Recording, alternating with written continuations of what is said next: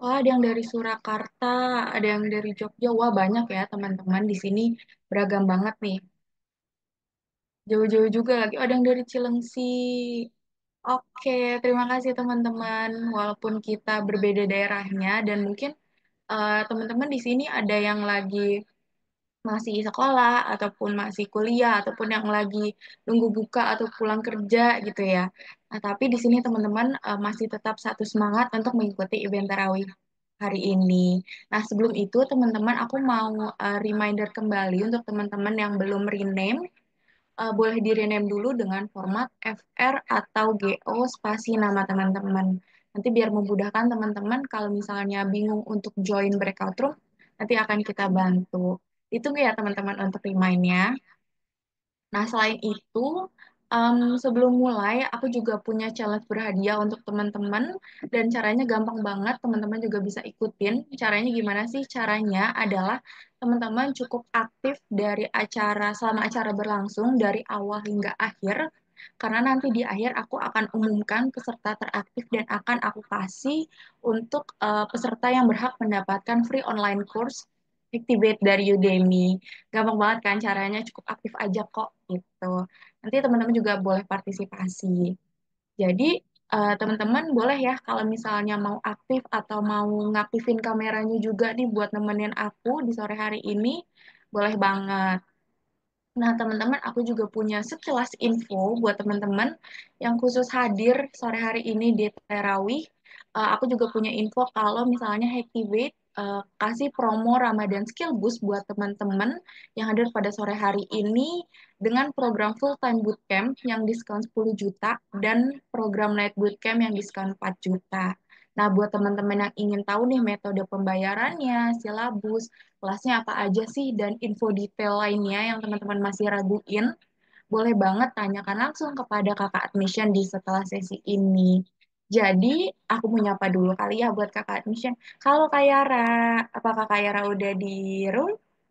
Halo, Mandes. Udah. Oke, Aman untuk nggak? Kak Yara, tanpa berlama-lama lagi, aku persilakan. Oke, thank you, Mandes. Sebelumnya, thank you ya buat teman-teman yang sudah join untuk sesi kali ini. Sebelumnya kenalin aku Yara. Aku yang nemenin teman-teman untuk sesi Terawih sore hari ini. Gitu. Nah, kalau boleh tahu teman-teman tadi jauh-jauh semua ya, pada dari mana-mana, paling jauh. Oke. Oh iya teman-teman, jadi nanti aku akan info ke teman-teman terkait admission, terkait Hacktivate. Nah sebelumnya kita kenalan dulu ya. Jadi tadi aku Mandes, kemudian nanti ada gesternya juga udah akan kenalan nih sama teman-teman sekarang, teman-teman yang kenalan sama kita. Silakan nih teman-teman boleh join di eh, scan barcode ini di Menti, join at menti.com, kemudian tulis 6371 1141. Tapi kalau misalkan teman-teman mau scan barcode, boleh yang di sebelah sini. Sini, kiri bawah. Silahkan. Terus jangan lupa kalau sudah join kasih uh, sudah, udah ada yang join nggak nih? Yuk. Nah, udah ada nih yang join.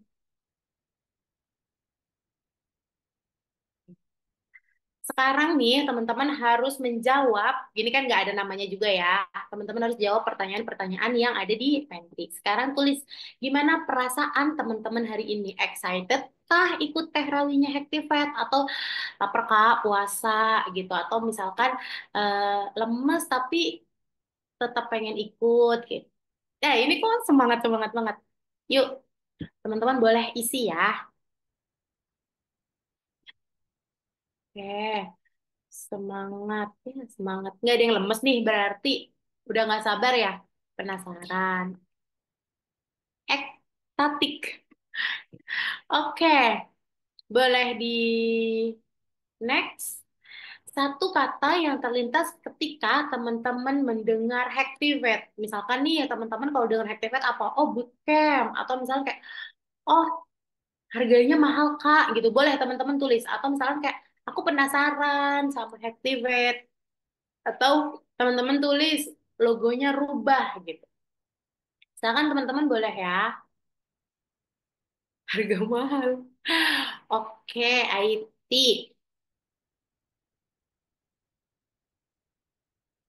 Oke, bootcamp, diskon, berkualitas, IT coding, asik. Oke, boleh di next. Kayaknya udah pada kenal kayaknya ya sama Hacktipet ya.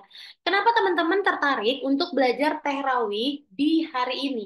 Yang pertama, apakah teman-teman rencana switch career, kemudian atau teman-teman meningkatkan skill gitu ya? Oh ya udah aku udah bisa nih gitu. Atau topik pembelajaran yang menarik, mengikuti tren terkini atau gimana?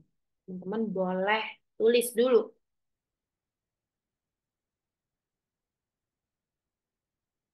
Ya, oke.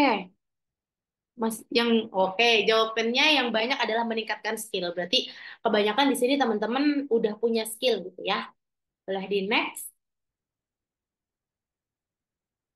Ketika join bootcamp, hal apa yang menjadi pertimbangan kamu gitu? Jadi kalau misalkan teman-teman dikasih kesempatan, dikasih rezeki, dikasih waktu, kemudian teman-teman ikut bootcamp, apa sih yang menjadi pertimbangan teman-teman? Apakah kurikulumnya kah? Apa learning value-nya kah? Apa biaya bootcamp-nya kah? Fasilitasnya kah termasuk karir service atau format pembelajaran atau gimana? Boleh. Ini agak lama nih Kak Meke untuk teman-teman menjawab karena kan ini banyak pertimbangan gitu ya.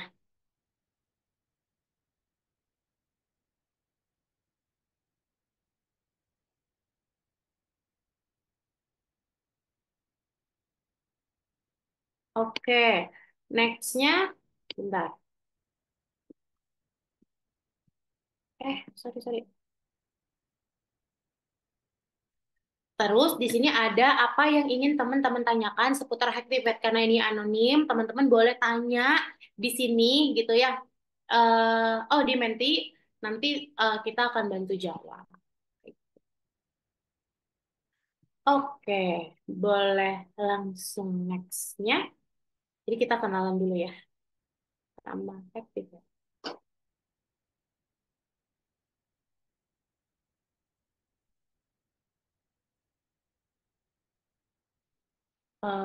Boleh dibantu share screen?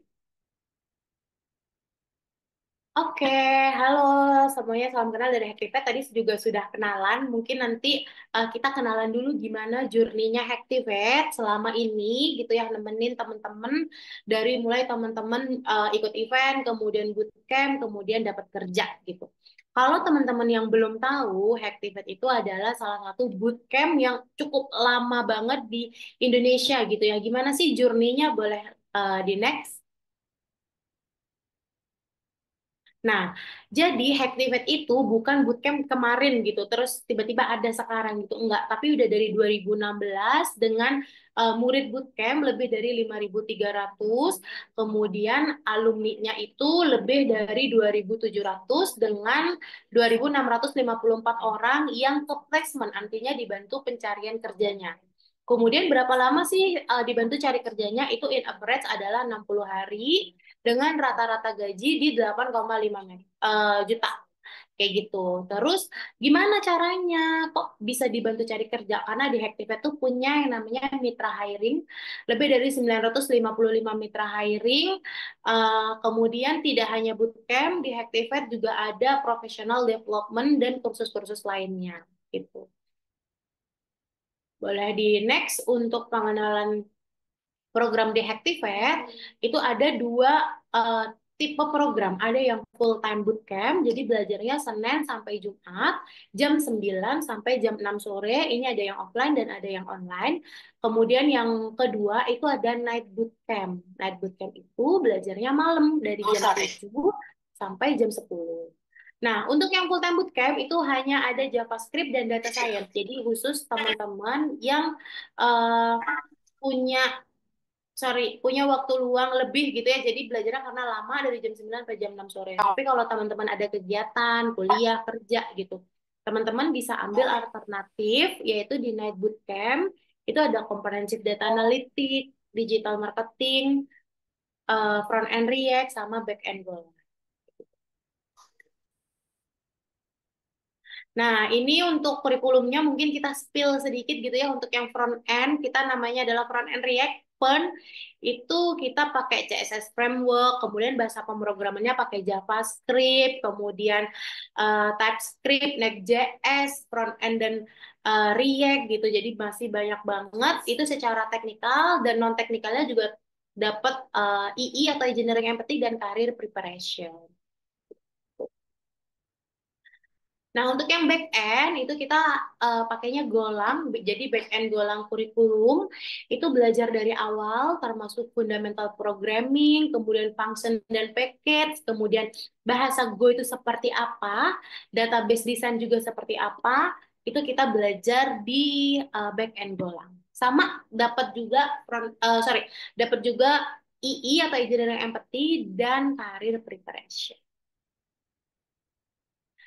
Nah, dari tadi nyebut-nyebut karir tuh apa aja sih gitu. Jadi di Activate kan secara teknikal sudah didampingi oleh tim akademik. Nah, secara non teknikal itu ada juga didampingi sama tim karir. Jadi didampinginnya berupa CV dan resume preparation, jadi create CV, kemudian bikin LinkedIn itu didampingi. Kemudian interview coaching, gimana sih mock up interview, latihannya gimana. Kemudian body system sampai eh, karir coaching itu didampingi oleh tim karirnya Hactivate. Gitu.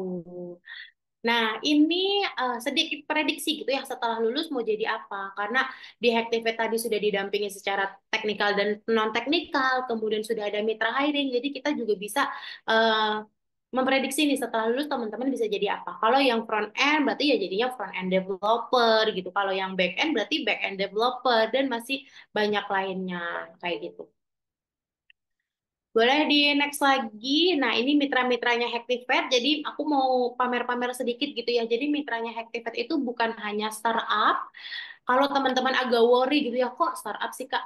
Tapi di Hactivate itu banyak banget. Jadi mulai dari bank, FMCG, fintech, kemudian F&B, startup, BUMN bahkan itu jadi mitranya Hactivate. Jadi selain teman-teman dibantu pencarian kerjanya, di Hactivate itu secara regularly juga ada karir fair, teman-teman juga dapat job portal eksklusif gitu. Jadi masih banyak fasilitas-fasilitas karir service yang bisa didapatkan oleh teman-teman ketika teman-teman ikut bootcamp. Ini testimoni alumni. Jadi sebenarnya sih kita nggak usah ngasih tahu testimoni alumni ya, karena banyak banget tuh eh, lulusan-lulusan Hactivate yang sudah berkarir gitu ya, baik di Indo ataupun di luar itu juga ada. Teman-teman juga bisa kunjungi link YouTube-nya Hactivate untuk lihat project-project akhirnya Hactivate. Kayak gitu. Nah, ini tadi udah sempat di-mention sama Mandes terkait Ramadan Skill Boost untuk front end React dan back end Golang karena masuknya di Night Bootcamp itu dapat THR gitu ya dari Hacktivate sebesar 4 juta. Jadi dari harga normal 22 juta, teman-teman cuman bayar 18 juta aja. Ini juga berlaku cicilan atau misalkan teman-teman memiliki metode pembayaran yang lain seperti kartu kredit, itu juga bisa kayak gitu. Oke, nah kebetulan juga ini teman-teman berkesempatan untuk ikut dan dapat beasiswa Night Bootcamp. Night Bootcamp itu ada back end Golang, front end React, comprehensive data analytics, sama digital marketing. Untuk beasiswa Night Bootcamp ini mungkin aku spill sedikit. Dapatnya itu ada terbagi menjadi 3 skema. Ada yang coverage 100%, artinya teman-teman dapat full, nggak usah bayar. Ada yang parsial. Kalau parsial itu terbagi menjadi dua, ada parsial 50% dan parsial 30%. Gitu. Nah, nanti fasilitasnya beda nggak, Kak? Yang beasiswa sama yang non-beasiswa? Semuanya sama, termasuk karir service-nya. Jadi, teman-teman bisa ikut untuk scholarship, nanti bisa scan barcode ini, nanti atau aku bantu kirimkan linknya kembali di kolom chat. Nanti teman-teman isi link, kemudian tes. Jadi persiapkan dengan baik. Siapa tahu teman-teman di antara teman-teman yang di sini bisa dapat scholarship yang 100% atau yang 50%. Kan lumayan. Gitu. Nah, are you the next? Jadi orang-orang yang di sini, silahkan. Kalau misalkan teman-teman ada yang mau ditanyakan, teman-teman bisa boleh bertanya sekarang. Mungkin satu aja kali ya, atau dua deh. Dan kita juga akan ke breakout room nanti. Dari teman-teman mungkin ada yang mau ditanyakan? Gimana sih Kak di Hacktivate gitu karirnya? Pendampingannya seperti apa itu juga boleh, silahkan.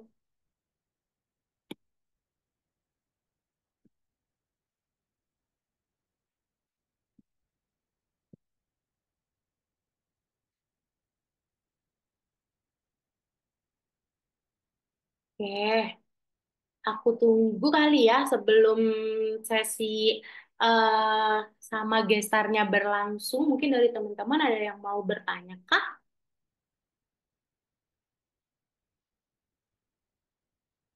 Atau kalau malu-malu nggak apa-apa disimpan dulu. Nanti kita akan bertemu lagi di. Oke, ada yang nanya nih. Mau tanya Kak, di Hacktivate, metode pembelajarannya mandiri apa ada mentoringnya? Oke, di Hacktivate itu ada eh, mentoringnya pasti. Jadi aku jelasin dulu ya. Untuk yang full time bootcamp itu dapat 2 sesi kelas per hari. Jadi ada kelas pagi dari jam 9 sampai jam 12, kemudian istirahat, akan masuk lagi di jam 1 sampai jam 6 sore. Nah, kita secara pembelajaran itu 20%-nya teoritis, 80%-nya adalah praktikal.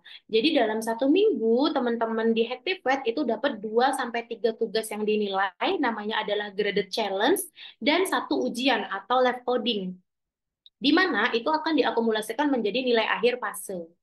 Gitu. Dan per bulannya itu akan ada proyek-proyek yang dikerjakan, di mana itu bisa diklaim sebagai portofolio teman-teman. Nah, kalau yang net bootcamp gimana, Kak? Kalau yang net bootcamp itu sama, tapi sesi kelasnya itu dari jam 7 malam sampai jam 10 malam. Sama, tetap dapat graded challenge, kemudian tetap tetap dapat live coding. Nah, kalau misalkan tidak bisa gimana? Kalau tidak bisa, di Hacktivate itu ada fasilitas namanya mentoring, one-on-one mentoring, dan buddy session. Jadi, student di Hacktivate itu punya 1 buddy. Jadi, per orang punya 1 buddy, di mana buddy itu bertanggung jawab atas akademiknya teman-teman, kemudian absensi atau kehadiran, kayak gitu. Jadi kalau body session itu sifatnya wajib diikuti oleh semua student yang di bawah body itu gitu.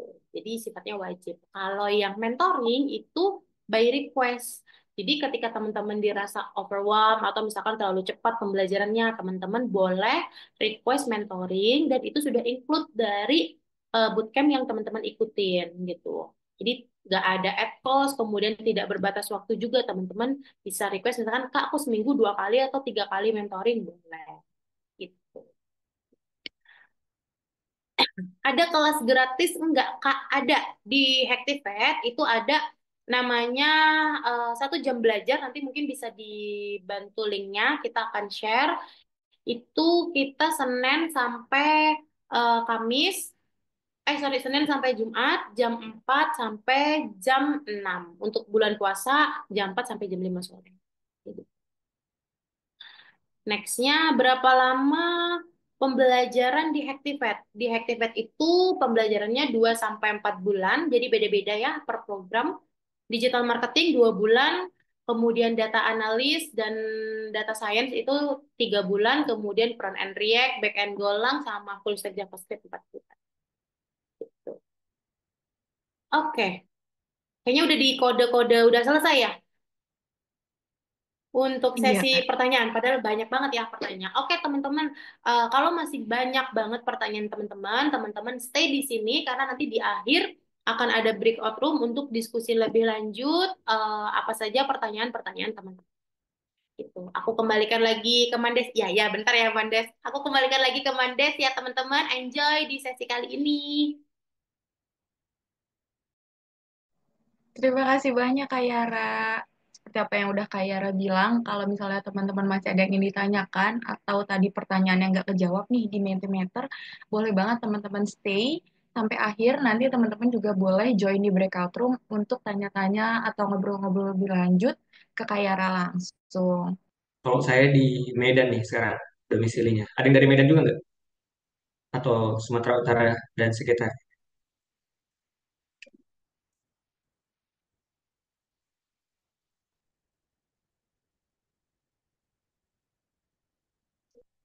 Oke, semenit lagi ya, kita tunggu teman-teman yang lain.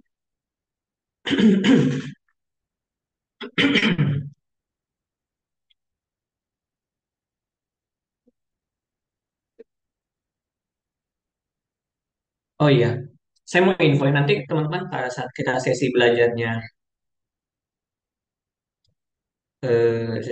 udah mulai, nanti kalau misalkan tiba-tiba ada yang ingin tanyakan langsung bisa bersuara aja atau chat di bawah biar nggak ketinggalan gitu.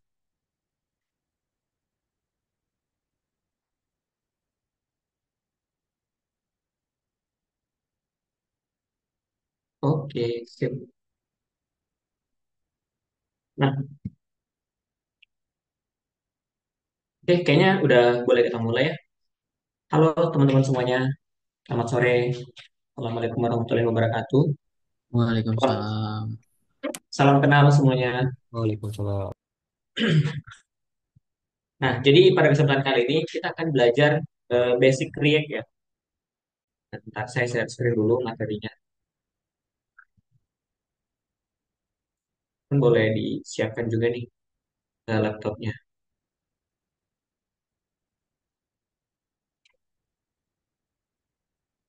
Udah kelihatan? Oke, udah ya kayaknya ya. Nah, jadi kita akan belajar React for Newbie. Walaupun mungkin kayaknya teman-teman di sini nggak semuanya newbie ya, mungkin bahkan udah ada yang pernah ngoding website gitu. Tapi kita akan bahas bahasanya biar lebih gampang dipahami untuk semuanya. Nah, jadi apa itu React? Mungkin teman-teman juga udah pada tahu ya React itu apa, makanya sampai mau ikut dari sesi ini. Singkatnya React itu sebuah library untuk bikin user interface. Jadi bikin UI yang sangat reaktif atau apa ya, mudah interaksi gitu. Interaksinya bagus. Nah, contohnya kayak kita bikin button terus kayak ada animasi kecil atau bikin button nambah nambah counter di keranjang gitu ya kalau di e-commerce gitu-gitu. Nah, sebelum ada React tuh untuk bikin yang seperti itu tuh sangat sulit, sangat apa ya, painful lah, menakitkan gitu. Nah, React ini pertama kali diperkenalkan pada 2013 dan sampai saat ini itu tuh React udah sampai versi 19. Nah, saya sendiri itu mulai kenal React pada tahun 2019 atau 2020 gitu ya. Waktu itu versi React-nya masih versi 17. Nah, sekarang udah versi 19. Versi 19 ini tuh baru rilis di akhir tahun kemarin, Desember 2024. Emang React itu agak lambat rilis versinya akhir-akhir ini karena emang eh, ekosistemnya udah gede. Jadi ngupgrade versi itu lumayan lama mereka. Nah, terus kita langsung lanjut. Kenapa sih banyak yang pakai React? Alasan yang pertama itu karena yang tadi udah digunakan, karena bikin UI pakai React itu gampang banget, kayak kita main Lego gitu ya, nyusun-nyusun Lego kecil-kecil jadi suatu karya yang besar gitu. Nah, kita pecah-pecah tuh jadi komponen-komponen kita jadi komponen yang lebih kecil biar lebih mudah di-maintain.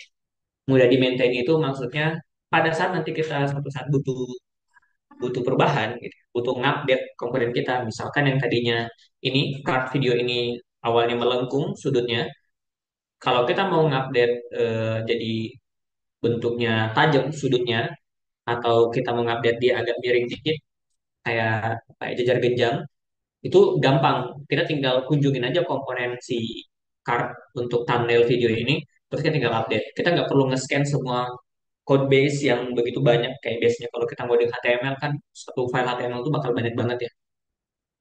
Jadinya code-nya kita harus cari tuh satu-satu. Nah, kalau nggak dikomentarin nggak bakal ketemu kan kalau di HTML. Nah, tapi kalau pakai React itu kita bisa ngatur sendiri sesuai dengan preferensi kita.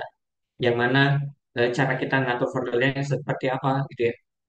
Kita mau tempatkan semua komponen video di suatu tempat juga boleh gitu. Nanti tinggal import-import aja.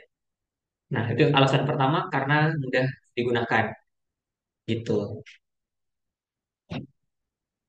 Terus alasan berikutnya yaitu ekosistemnya gede.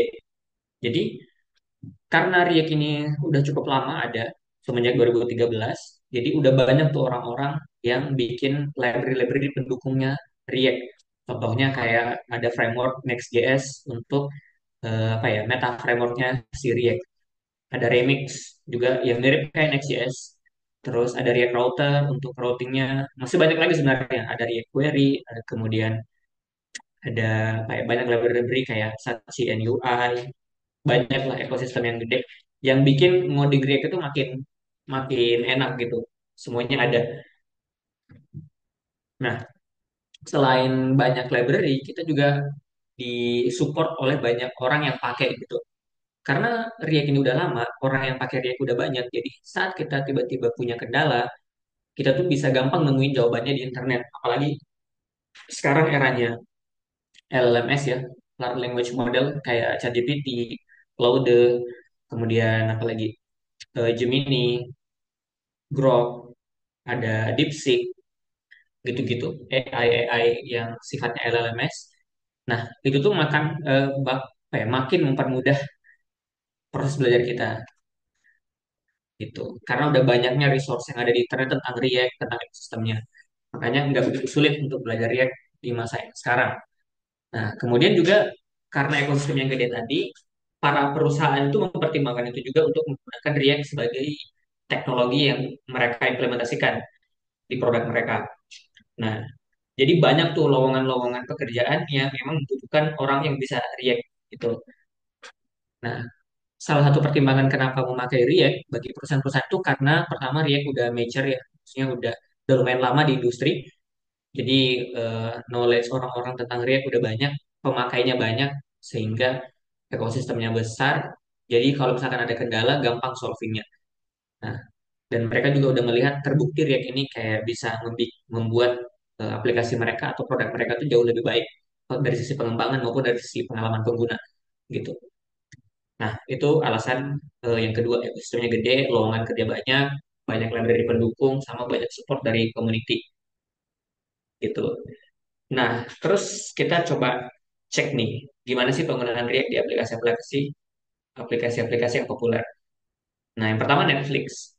Netflix itu pakai React semenjak berapa ya 2015 kalau nggak salah. Nah, jadi mereka ngimplementasi React itu di website yang kita pakai sekarang itu masih menggunakan React. Yang sering nonton Netflix mungkin akan merasakan gimana penggunaan Netflix ya, seberapa smooth gitu. Nah, itu dibuild menggunakan React walaupun emang bukan bukan yang dibuild apa ya misalkan dalam sebulan gitu. Mereka kan sampai sekarang masih terus melakukan pengembangan dan yang kita gunakan sekarang itu adalah hasil dari pengembangan-pengembangan tahun-tahun sebelumnya dari semenjak awal Netflix ini dibuat. Tentunya udah banyak berkembang, udah makin enak digunakan. Tapi background dari teknologi yang digunakan itu adalah React gitu. Nah, yang kedua Discord. Discord juga menggunakan React untuk website mereka, untuk aplikasi di iOS maupun di Android. Nah, kalau aplikasi iOS Android sendiri itu React juga punya library yang namanya React Native. Jadi kalau untuk di web itu pakainya React.js, kalau untuk di native platform kayak aplikasi Android atau iOS itu pakainya React Native. Nah, jadi Discord pakai itu. Sampai sekarang kalau yang saya baca Discord tetap menggunakan React Native di aplikasi mereka. Nah, ini juga alasan kenapa React itu banyak digemari orang karena belajar sekali belajar itu bisa bikin beberapa output gitu. Nah, paradigmanya sama saat kita nulis komponen React untuk website, nulis komponen React untuk mobile apps, itu tuh akan sama. Jadi sekali belajar kita jadi bisa bikin dua produk gitu, bisa bikin website, bisa bikin native apps, bahkan bisa bikin desktop apps pakai Electron. Itu React juga. Jadi di-compile gitu jadi desktop. Nah, termasuk kita Visual Studio Code itu dibuat menggunakan React, teman-teman. Visual Studio Code pakai Electron itu. Nah, Oke, saya rasa cukup ya perkenalan untuk teknologi React ini. Biar nggak berlama-lama, kita langsung setup aja project React kita bagi teman-teman yang udah nggak sabar mau ngoding gimana sih rasanya ngoding React. Nah, jadi ini ada beberapa requirement dulu ya teman-teman. Teman-teman setidaknya harus punya Node.js minimal versi 18. 18 ini versi yang nggak terlalu lama, tapi juga lumayan apa ya, terbaru lah, LTS kedua dari yang terbaru. Soalnya yang terbaru tuh Node.js versi 22 kalau nggak salah, yang LTS. Nah, sekarang 18 juga udah cukup dipakai kok. Banyak juga library yang 18. Nah, minimal 18, tapi kalau teman-teman punya yang terbaru, versi 22, itu lebih bagus lagi. Nah, gimana caranya ngecek kalau teman-teman punya Node.js di laptop? Teman-teman bisa buka CMD atau terminal atau apapun ya. Di teman-teman pakai Windows bisa pakai CMD, PowerShell juga bisa. Kalau saya ini install terminal. Ini install dari Microsoft Store ada kok. Tapi kalau teman-teman punyanya hanya PowerShell doang nggak apa-apa. Boleh juga pakai PowerShell, boleh pakai CMD. Atau mungkin ada yang pakai Git Bash juga bisa. Nah, cara memeriksanya itu pakai Node minus V buat lihat version dari Node.js yang terinstall. Nah, mau cek dulu dong teman-teman di sini ada yang belum install Node kah? Atau udah semua?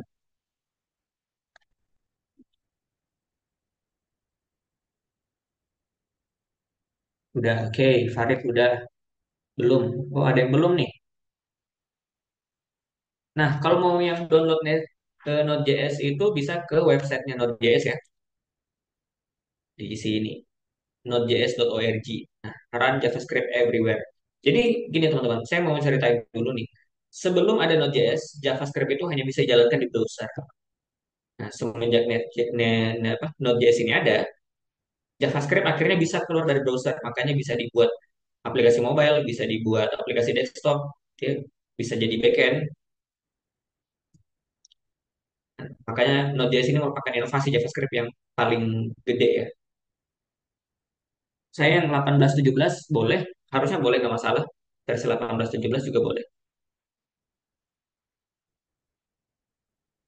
Silahkan download dari sini ya, yang LTS. Nah, sekarang LTS itu 22,14. LTS itu artinya long term support. Kenapa pakai yang long term support? Ini versi yang supportnya tuh panjang gitu, paling lama. Jadi kalau nge-build pakai versi ini, kita nggak perlu khawatir buat ngupdate dalam jangka waktu yang dekat. Versi 18 juga LTS setahu saya. Nah, kalau udah punya Node.js, download dari sini. Kemudian teman-teman bisa cek juga nih. Ini tadi requirement-nya selain punya Node.js, ini juga butuh npm yarn atau npm. Jadi ini tuh namanya package manager ya. Kita akan install library-library yang ada di JavaScript menggunakan package manager ini. Jadi npm itu Node Package Manager, yarn itu eh, apa ya, pengembangan dari npm. Kemudian ada pnpm juga. Nah, cara ngeceknya npm minus version. Nah, sekarang npm saya versi 11.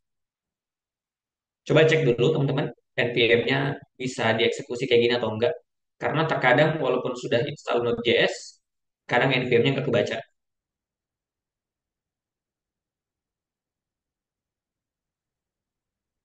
Tolong pastiin dulu npm-nya bisa kebaca.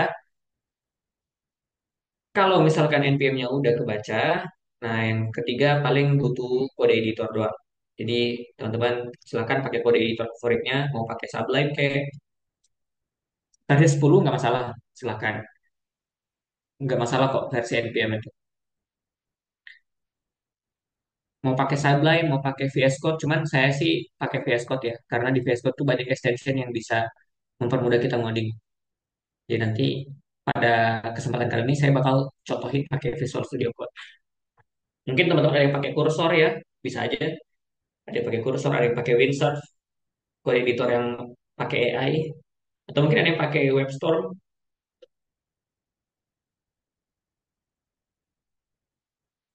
9 nggak masalah. Versi 6, 967 nggak masalah. Boleh, boleh.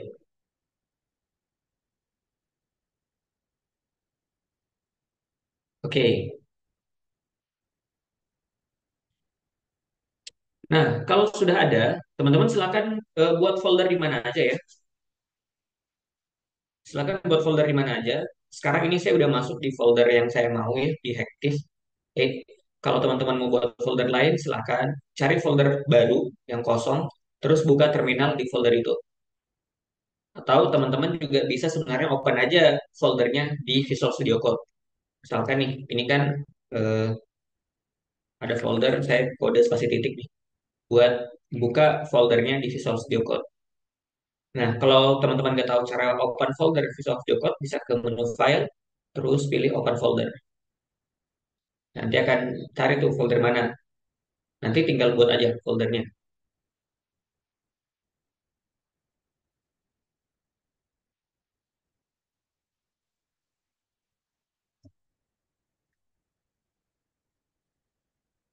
Nah, setelah teman-teman buka folder baru, buka Visual Studio Code di folder tersebut, nah kita akan install React project-nya. Nah, jadi cara setup itu ada beberapa step ya. Nah, kita akan menggunakan build tool yang namanya Vite, teman-teman. Vite ini sebuah build tool kembangan dari Xbuild. Nah, kita akan nge-create project React kita pakai Vite. Nah, sebelumnya tuh sebelum ada Vite, ada juga kemarin tuh yang bikin kita tuh kemarin bikin project React pakainya ini Webpack. Kalau teman-teman pernah dengar Webpack, Webpack ini Webpack. Sebelum ada Vite, biasanya orang akan pakai Webpack buat ngebundling file JavaScript, nah compile gitulah file JavaScriptnya. Nah, tapi sekarang itu lebih populer pakai Vite untuk bikin eh, web JavaScript gitu. Kenapa bukan Create React App? Karena Create React App ini baru aja ya. Kalau teman-teman baca di React Dev, Create React App itu udah nggak disarankan lagi. Jadi mereka udah nge-expire gitu ya. Halo, Ini Kak. sama. Ya, silakan. Gimana, Adrian? Kalau yang aku baca Kak, itu CRA itu udah nggak rekomendasi karena udah lama nggak diupdate juga dan udah pada pindah juga ya Kak ya. Karena dia ada apa? Ada webpack gitu loh kok yang bikin dia lambat gitu loh. Setahu aku sih. Benar-benar. Ya, CRA itu ini Create React App ini tuh bawaannya pakai Webpack. Nah, ini baru aja nih diposting Februari 14, tanggal 14 kemarin sama timnya React. Jadi mereka udah deprecating atau kayak nge-expire-kan gitu Create React App untuk aplikasi terbaru. Dan menyarankan kalau existing app itu buat migrate ke framework atau pakai Vite, Parcel, atau RS Build. Nah, ini awalnya 2016 pakai itu tuh. Mereka udah nggak ngesaranin lagi karena emang lambat. Pakai Webpack itu lambat, lebih cepat pakai Vite. Dan ya seperti kata Elvincent tadi, tuh udah nggak diupdate lagi, udah lama. Orang udah tinggalkan lah. Itu lebih senang pakai Vite karena Vite lebih cepat. Nah, kita lanjut aja ya untuk install React-nya.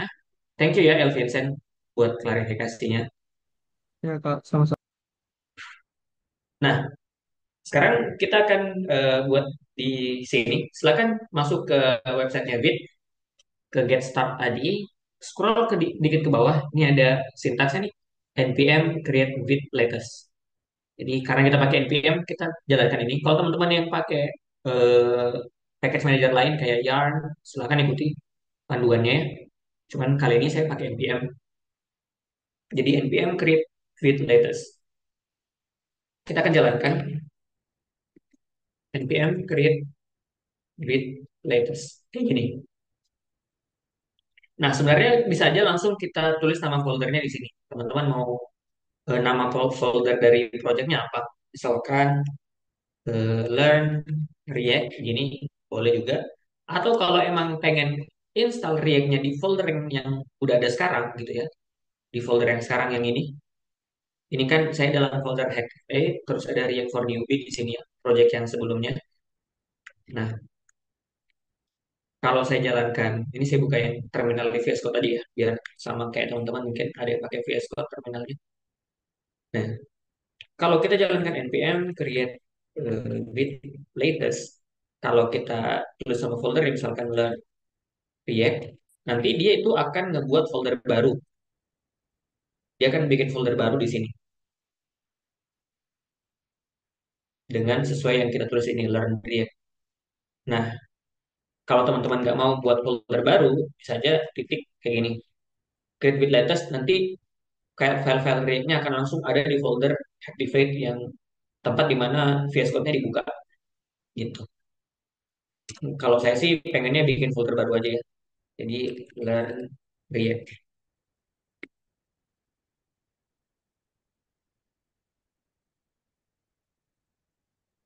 Nah, sekarang ada nih disuruh pilih mau pakai vanilla, mau bikin project pakai apa. Ini ada vanilla JavaScript, bisa juga ada Vue.js, ada React, React, Ellipse, Svelte, Solid, Quick, Angular, sama apa yang lain. Nah, karena Vue ini emang build tool ya, dia nggak spesifik ke React doang, dia bisa juga untuk nge-build project yang lain. Cuman kali ini kita akan belajar React, jadi kita pilih React aja. Nah, terus ada varian nih, kita bisa pilih nih mau React pakai TypeScript atau pakai TypeScript plus SWC atau JavaScript, JavaScript plus SWC. Kalau kali ini kita akan pakai JavaScript aja biar lebih sederhana. Karena kalau pakai TypeScript nanti lumayan merepotkan ya type-nya. Lagi kalau teman-teman baru pertama kali pakai React, saran saya sih pakai JavaScript aja dulu. Jadi kita pilih JavaScript. Nah, dia akan bikinkan folder baru ya, seperti nama yang kita tulis tadi, learn-react. Ini. Nah, dalamnya itu udah ada file-file yang digenerate sama Vite-nya. Ada file public, ada src, yang isinya tuh ada file-file lagi. Terus ada gitignore, ESLint, dan lain-lain. Nah, sekarang dia tuh menyarankan kalau kita masuk ke folder Learn React ini, masuk ke folder sini, terus lakukan npm install. npm install ini tuh gunanya untuk nge-install dependensi yang ada. Karena kita pakai sebuah library JavaScript, nanti di sini buka file package.json, di sini tuh ada list dari dependensi-dependensi atau library-library lain yang kita gunakan di project ini. Nah, untuk sekarang dependensinya tuh baru ada React sama React Dom. Adapun dev dependensi ini itu ada beberapa, ada types React, ada Vite, ada ESLint, gitu-gitu. Nah, di sini juga ada teks apa? Ada object script. Nah, ini adalah script-script yang bisa kita jalankan di npm run dev, npm run build, npm run lin, sama npm run preview untuk nge-preview. Pokoknya ini hanya di sinilah script yang bisa dijalankan di project yang ini gitu. Nah, nanti ini kita nggak perlu ngupdate manual ya. Setiap kali kita install dependensi nanti akan otomatis ke-update nih package-nya. Jadi nggak perlu terlalu dikhawatirkan file package-JSON ini. Cukup dilihat aja. Oke, kita buka terminal lagi. Nah, sekarang kita coba masuk ke folder Learn React.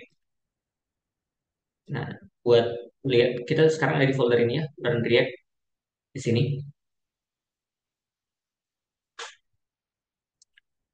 Oh ya, teman-teman ada yang ketinggalan nggak ya? Ada yang ketinggalan nggak? Udah berhasil kan ya install React? Udah Kak. Oke, sip. Thank you, Rifki. Nah, sekarang kita jalankan dulu npm install. Buat install semua dependensi yang ada atau library-library tadi. Karena sekarang ini belum ada library-nya. Baru namanya doang gitu di sini tadi. Baru listnya. Tapi file-file library-nya itu belum ditambahin ke project kita.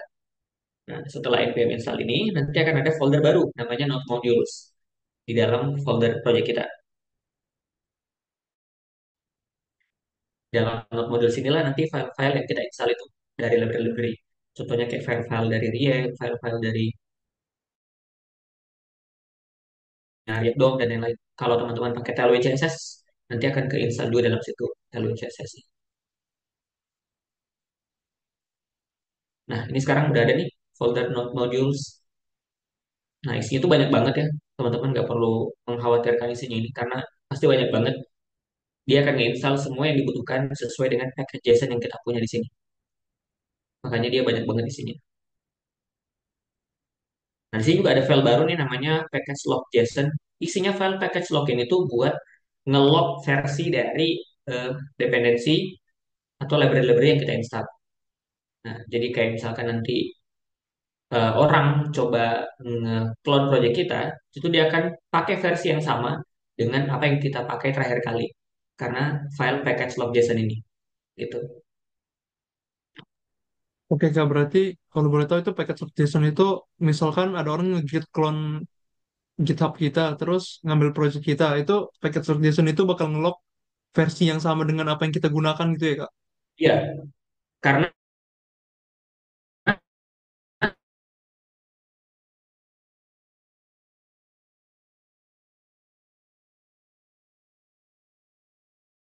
tiap kali kita ngupdate dependensi. Nah, biasanya kan di sini kita tuh kayak contohnya ini React 19 doang kan ya. Di sini tanda ini, tanda apa sih namanya ini? Kayak tanda kutip yang agak lain ini. Ini tuh menandakan kalau ini 19 ke atas gitu ya. Jadi minimal 19. Nah, bisa aja realitanya yang kita install itu sebenarnya versi 19 berapa titik satu gitu ya. Nah, nah biasanya yang di sini di dalam dependensi kita itu tuh nggak detail sampai belakang-belakangnya. Nah, tapi di package log itu akan di log gitu dependensinya. Jadi misalkan kita punya React 19.1, kemudian React Dom versi 19 titik sekian. Nah, package log di sini juga mengatur relasi-relasinya. Jadi contohnya package gimana ya React ya. Ini ada relasi-relasinya nih. Hmm, ini React 19, dan dependensi, node modules. Ini banyak banget isi filenya.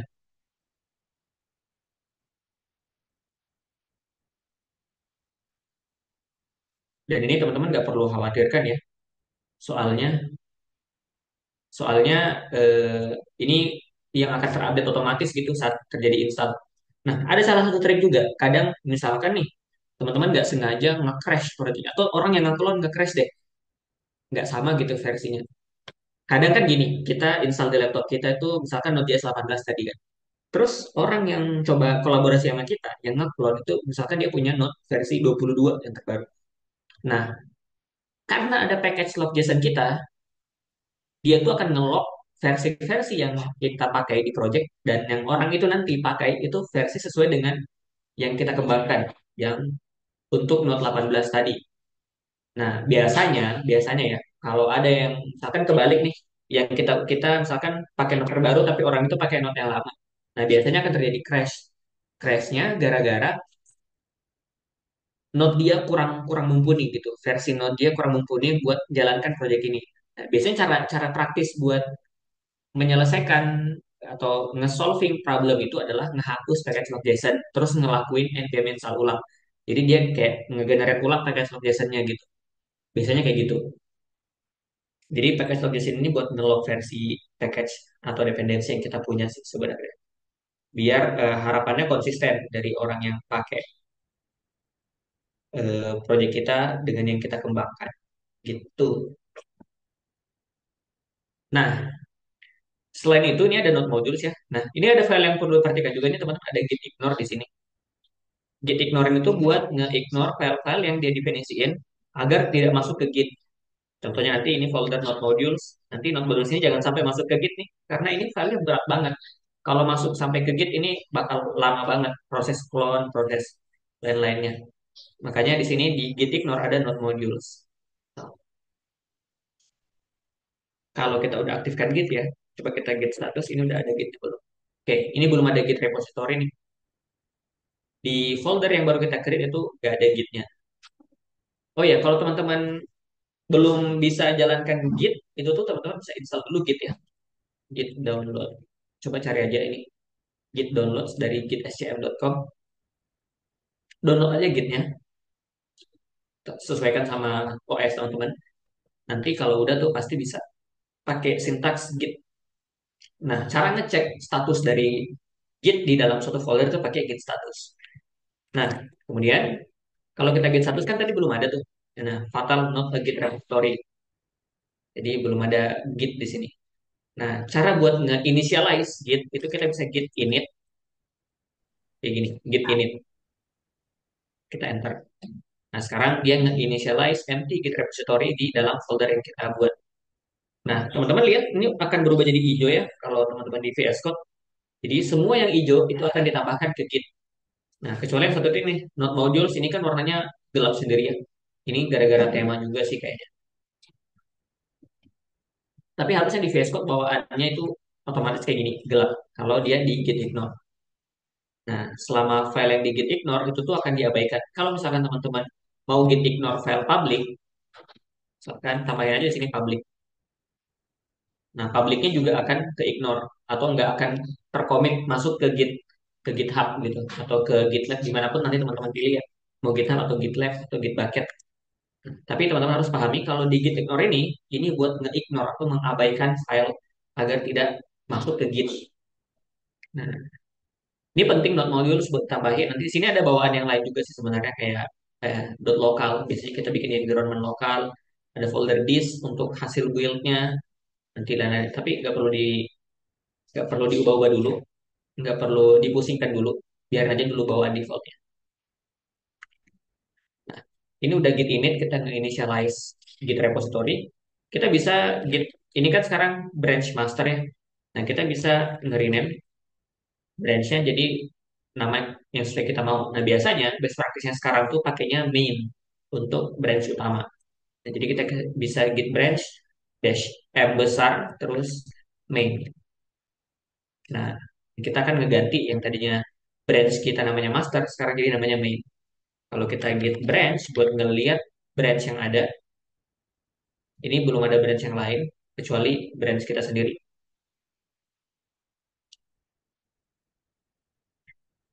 Oke, ini ada. Oh. Nah, sekarang kita coba commit dulu ya, initialize project kita ini. Kita git add, tambahin semuanya, git add titik. Terus, nah kalau udah git add titik nanti berubah jadi A.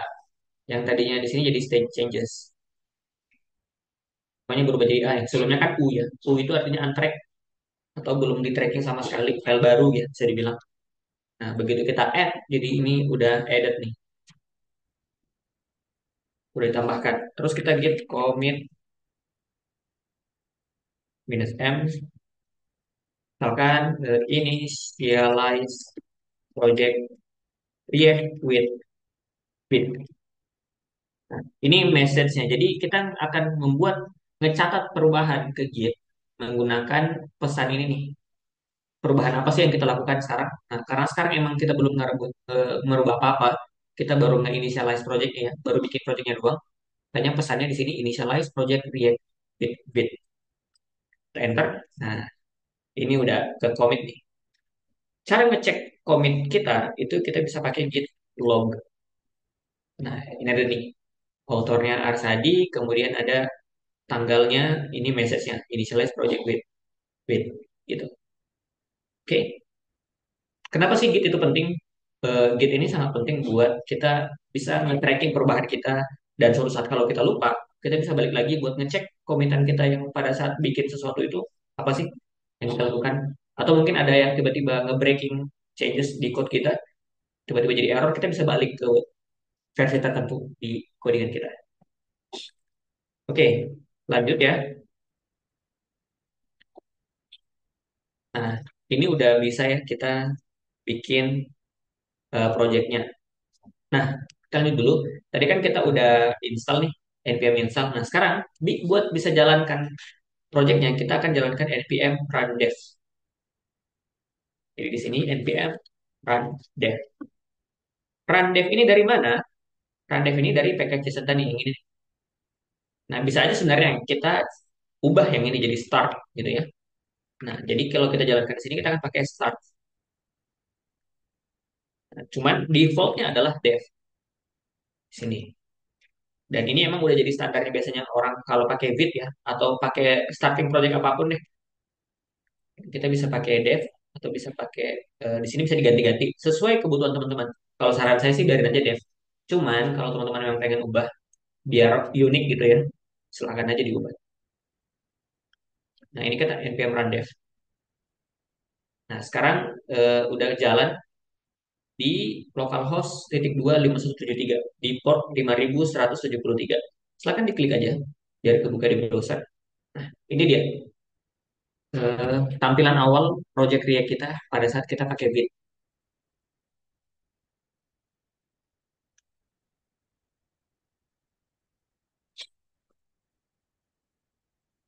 Nah,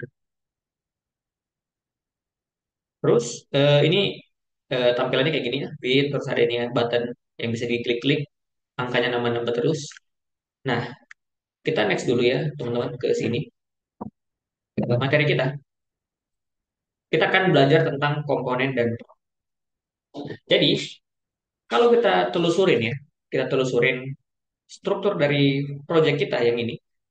Nah, di dalam SRC ini tuh ada file yang namanya main.jsx.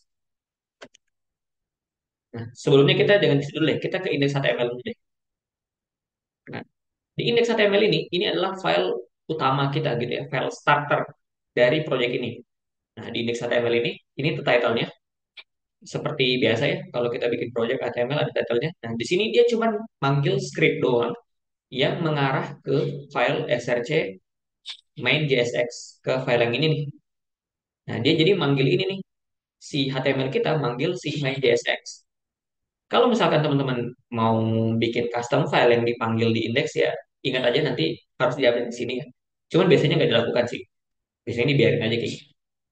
Nah, karena kita tahu sekarang HTML ini tuh ngerunning script dari main.jsx, berarti kita tinggal abaikan aja si index. Kita lanjut aja di main.jsx ini. Nah, inilah sintaks yang dieksekusi. Nah, kita coba cek lagi yang di sini. Nah, di sini teman-teman perhatikan ya. Kalau di file main.jsx ini tuh ada beberapa sintaks. Pertama import, dia nge-import beberapa hal ya. Pertama ini strict mode dari library React, kemudian ada create root dari React.client. Nah, apa sih yang main.jsx ini lakukan? Dia itu nge-inject atau menyuntikkan komponen-komponen yang kita buat nanti di project React kita ke dalam sebuah elemen yang ID-nya root dari dokumen. Dokumen ini berarti HTML kita kan. Coba kita buka lagi index HTML. Nah, di sini ini ada div yang ID root. Nah, jadi semua yang akan kita lakukan nanti, yang kita buat-buat komponen, bikin halaman dan lain-lain itu semuanya akan diinject atau dimasukkan ke dalam elemen yang ID-nya root. Nah, dia akan di sini ngerender ini strict mode, ini buat fase development ya. Nah, di sini akan ngerender sebuah app. Nah, ini sintaksnya kayak HTML ya. Nah, ini disebut komponen. Jadi kita tuh bisa memanggil komponen-komponen ke dalam React ya, di React karena komponennya metodenya adalah komponen base.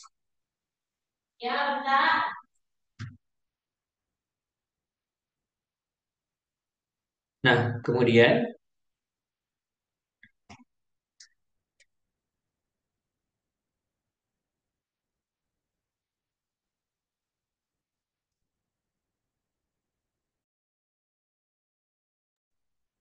kemudian app ini kita coba baca.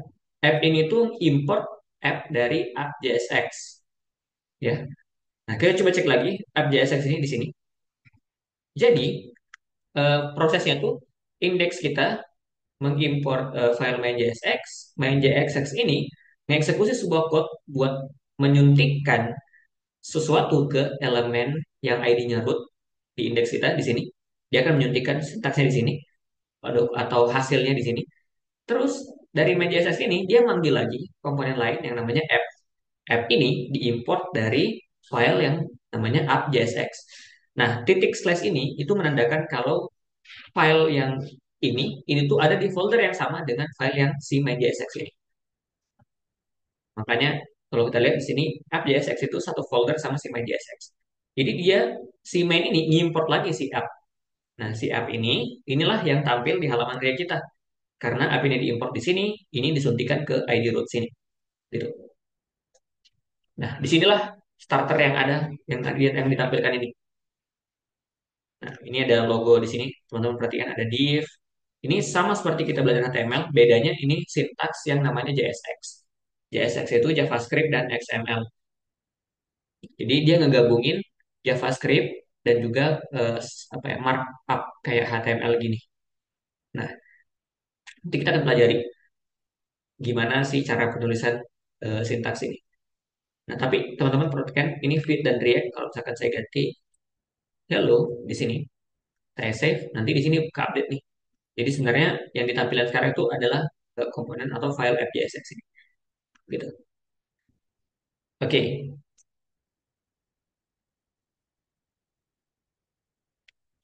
berikutnya kita lanjut dulu ya ke materi. Teman-teman belum ada yang mau ditanyakan juga kan? Masih pengenalan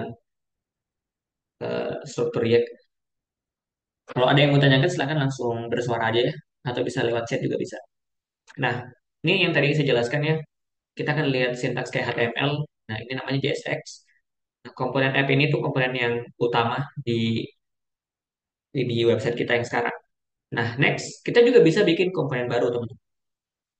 Nah, cara bikin komponen baru itu semudah, ya kita bisa niru caranya si ini, yang app.jsx. Jadi kita bisa bikin file baru, misalkan namanya my component titik .jsx. Nah, bikin aja folder baru kayak gini, my component titik .jsx. Nah, isinya itu tuh kita bisa buat sebuah function komponen kayak tadi. Nah, sebenarnya ada cara biar cepat bikin function komponen, teman-teman install aja extension yang namanya ES7, ES7 React Redux. Ini udah 14 juta download. Ini buat snippet ya, biar kita bisa lebih cepat bikin komponennya. Silahkan install aja extension ini. Nanti kalau udah diinstal, teman-teman bisa bikin komponen dengan cara RFC kayak gini, React Functional Component. Dia akan otomatis ke generate nama function yang sesuai dengan nama file yang kita buat. Gitu. Nah, kita bisa tulis aja di sini, ini komponen saya. Gitu. Nah, sintaks komponen di React itu harus seperti ini. Jadi dia sebuah function yang diekspor. Sebenarnya ada beberapa cara ya. Bisa juga kayak gini function doang, terus nanti ekspornya di bawah. Export default my component kayak gini. Ini juga bisa dengan cara kayak gini. Jadi bikin function dulu, baru nanti di bawah diekspor. Tapi bisa juga kayak tadi, langsung ekspor default di sini. Nah, bisa juga kayak gini. Terus ada juga nih teman-teman bisa juga ekspor kayak gini sebenarnya. Ekspor, kayak gini aja kali ya. Export function di sini. Jadi ada beberapa metode ekspor. Ada bisa ekspor function langsung atau bisa ekspor default function. Nah, biasanya kalau komponen itu harusnya ekspor default aja karena komponen itu dianggap sebagai hal utama di file JSX ini. Jadi baiknya di ekspor default aja. Nah, cara panggilnya adalah teman-teman bisa ke file yang app.jsx karena kita mau panggil komponen kita di app.jsx ini.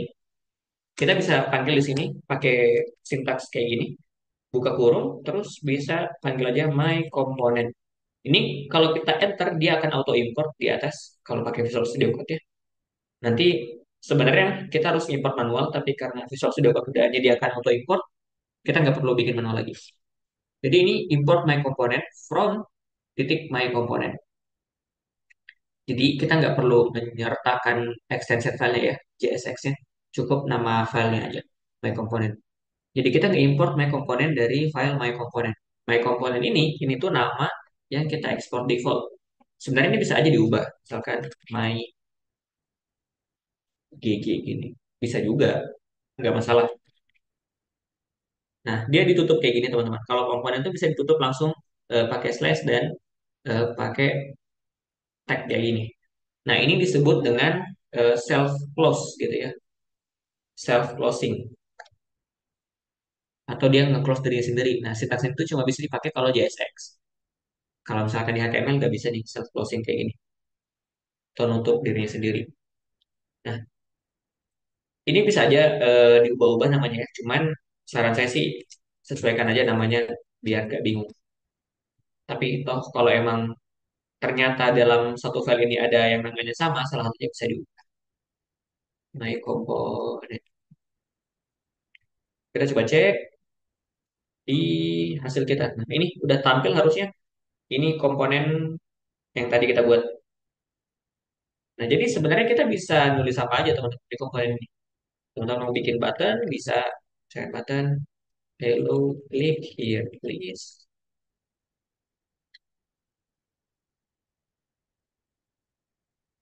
Nah, ini ada nih. Ini komponen saya, terus ada buttonnya hello, click here, please. Jadi, bikin komponen di React itu semudah itu ya. Ini mungkin biar teman-teman gak bingung, saya hapus aja dulu ya. Saya hapus aja dulu yang lain. Nah, kita akan cukup pakai ini. Saya hapus dulu ya. Stat ini juga hapus. Dan sekarang di dalam app ini cuma pure ada my component aja. Nah, ini komponen saya terus ada button. Nah, kita juga bisa bikin komponen lain. Misalkan bikin komponen second component titik JSX. Kita RFC lagi. Ini komponen kedua. Terus kita panggil lagi di bawah sini second component. Nah, ini muncul lagi dari bawah. Kalau kita pindahin dia ke atas sebelum my component, nanti tampilannya dia dulu baru my component kita tadi. Gitu. Sebenarnya segampang itu kalau sintaks di React. Jadi kita bisa pecah-pecah komponen jadi komponen-komponen kecil, nanti tinggal dipanggil aja. Nah, kayak gitu. Ada yang tanya dulu nggak? Aman ya? Masih gampang ya? Ini tadi cara kita nampilkan komponen, kita cukup panggil aja. Nah, berikutnya kita akan belajar tentang props. Props itu merupakan sebuah atribut ya, atribut yang bisa kita sisipkan gitu. Contohnya, kita misalkan mau menyisipkan nama gitu ya di my component sini. Kita mau komponen itu dititipin nilai dari luar gitu ya. Nah, anggap aja my component ini kita bikin satu, my name is Arsadi. Nah, ini kan sekarang masih manual ya kita tulis my name is Arsadi. Kalau kita coba cek, nah ini kayak gini bentuknya. My name is Arsadi. Nah, gimana kalau kita mau nama komponen itu, nama yang ada di sini tuh itu bisa dinamis.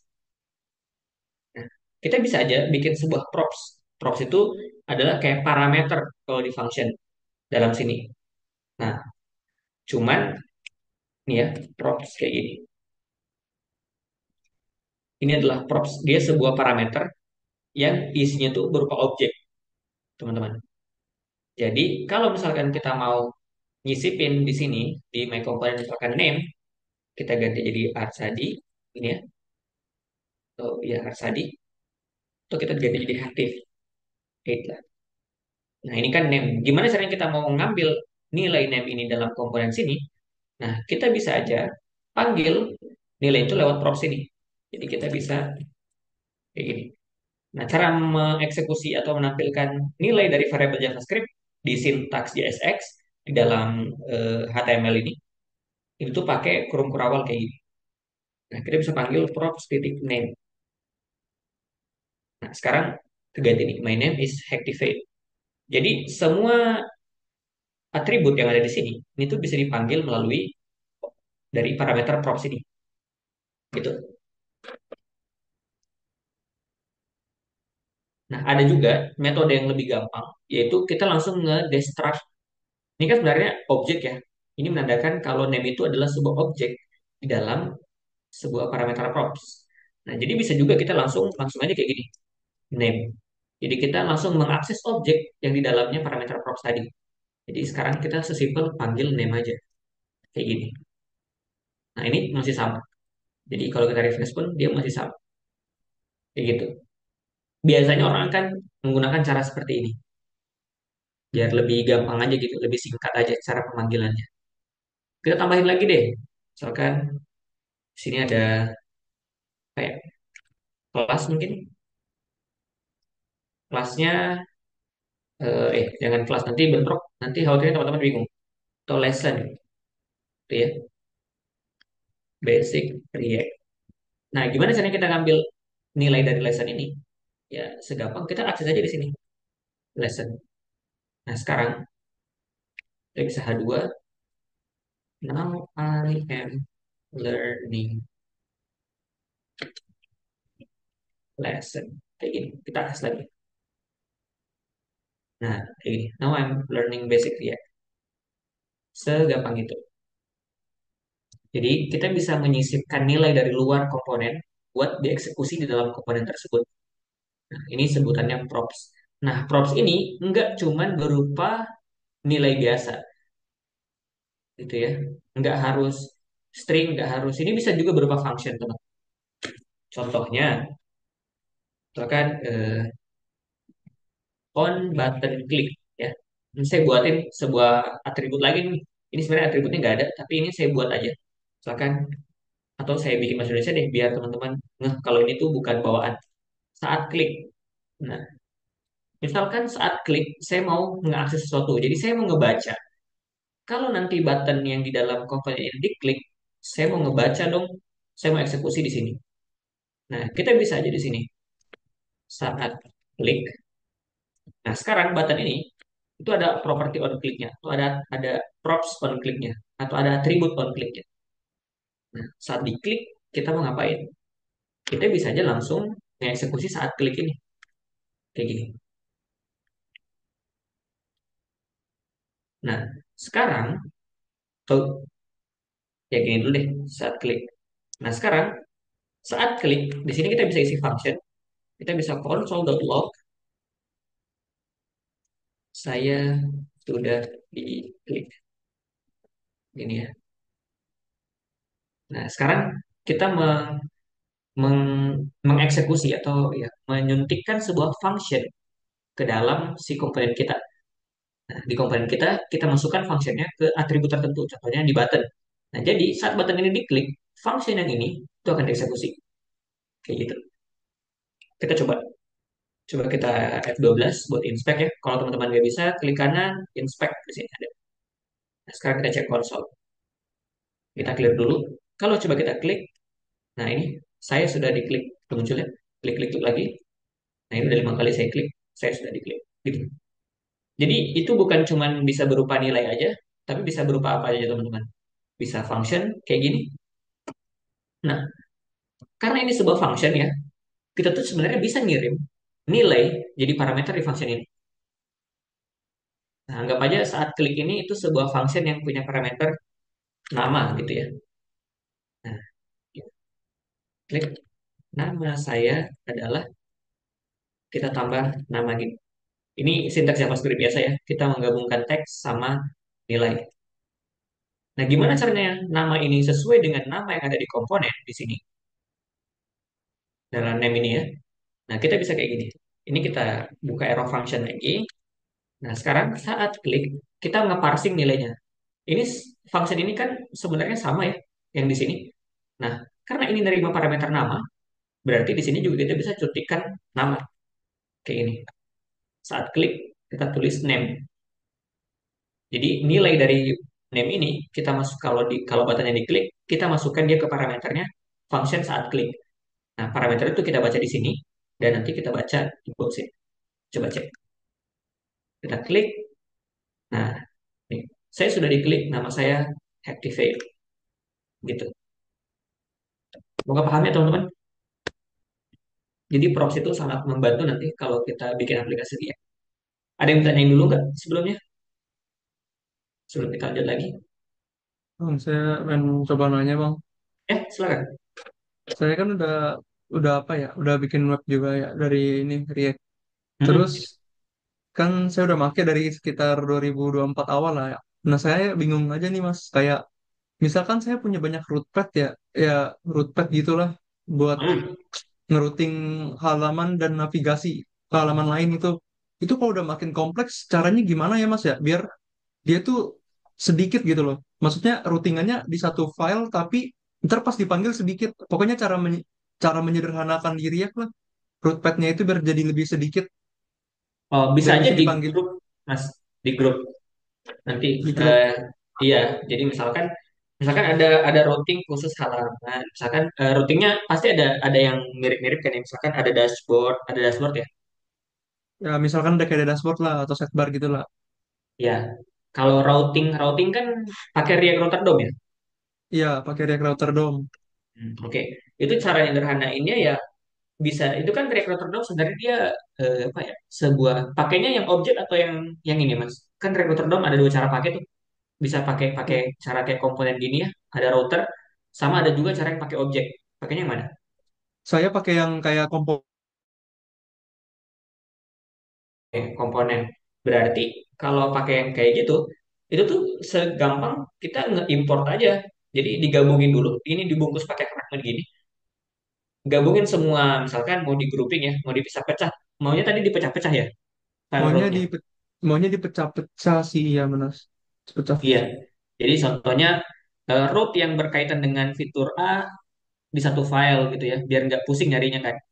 Kemudian Ah, ah. root yang berkaitan dengan file apa fitur B di satu file yang terpisah lagi. Bisa aja nanti diimport-import aja.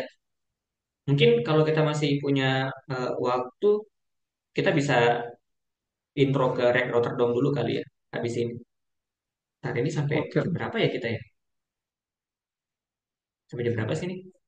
Kita masih lama sih harusnya. Masih sempat nih harusnya. Habis ini kita lanjut ya ke React Router DOM. Oke, Mas. Oke, thank you Vincent. Nah, itu untuk props teman-teman. Kita lanjut dulu bentar ya. Nah, sekarang kita bisa bikin header dan footer nih.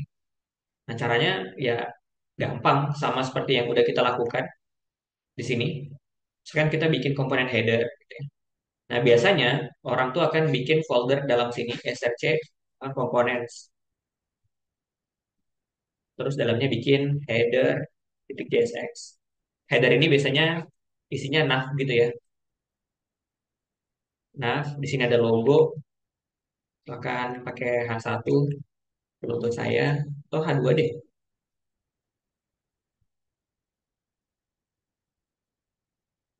Logo terus ada UL, ada nav menu di sini. Misalkan kita ikutin aja ini dulu. Ada home, ada about, ada contact. Nah, ini kita bikin header. Jadi kita bisa panggil headernya di sini di atas. Nah, jadi di atas kita ini ada sebuah header ya. Nah, ini belum belum di styling. Kita bisa styling dulu kali. Nah, cara stylingnya kita bisa sebenarnya enaknya pakai Tailwind ya. Kita coba install Tailwind aja. Tailwind CSS. Nah, cara install Tailwind kita get start. Kita pakai framework guides. Oh, ini udah using fit ya. Pakai ini aja. Kita npm install Tailwind CSS dulu.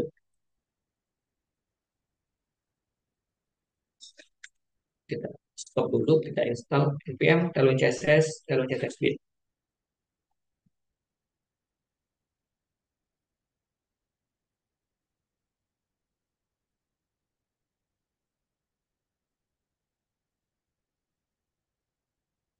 Terus kita update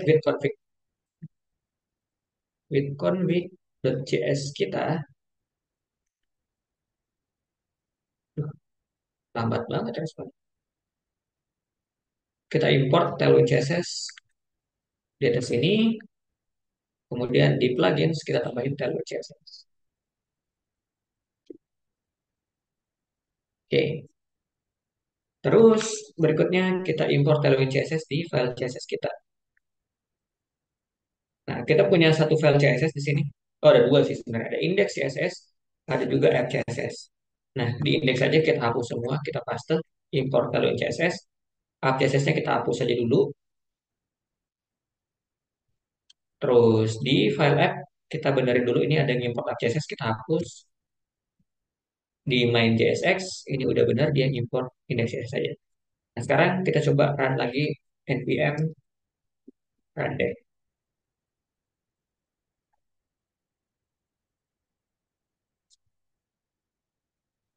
Oke, ini udah kereset sesuai paket Tailwind-nya. Nah, sekarang kita coba styling di AppJSX. Nah, ini kita pakai jadi main aja. Atau ini fragment aja deh biarin. Nah, ini header kita akan ini main aja deh biar gampang. Kita akan pakai kelas di sini, kelas name. Nah, kalau di JSX tuh bikin kelas pakai kelas name ya. Terus kita bisa pakai eh, flex call items. Nggak usah flex flex kan. Bikin aja dulu min screen. Nah, header kita akan buat dia sticky ke atas ya. Kita kasih kelas name sticky top zero. Nah, kemudian di sini kita akan buat div untuk membungkus komponen-komponen kita. Div ini kita akan pakai flex call item center kayak gini. Nah, sekarang kita styling bagian header dulu. Di header ini kita kasih flex justify between.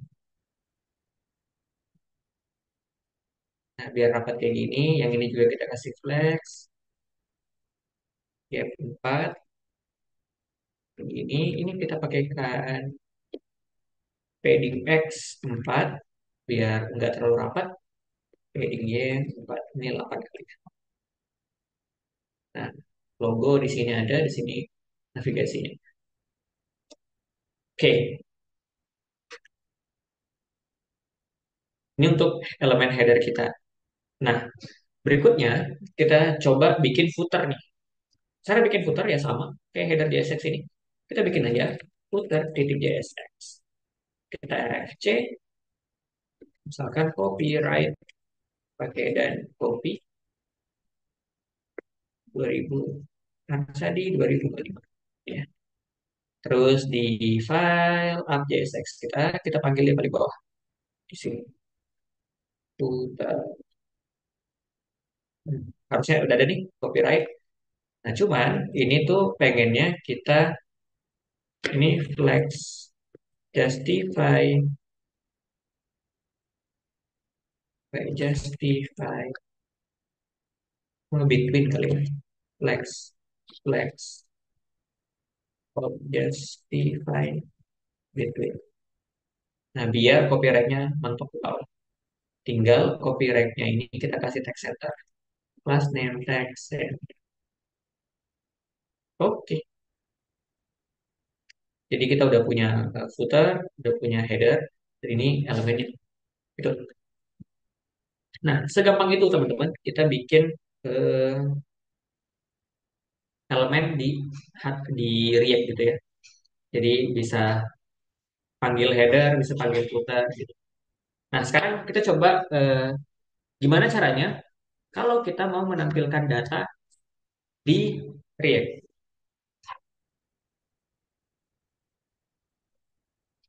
Oh, bentar ya teman-teman, saya mau ambil headphone dulu.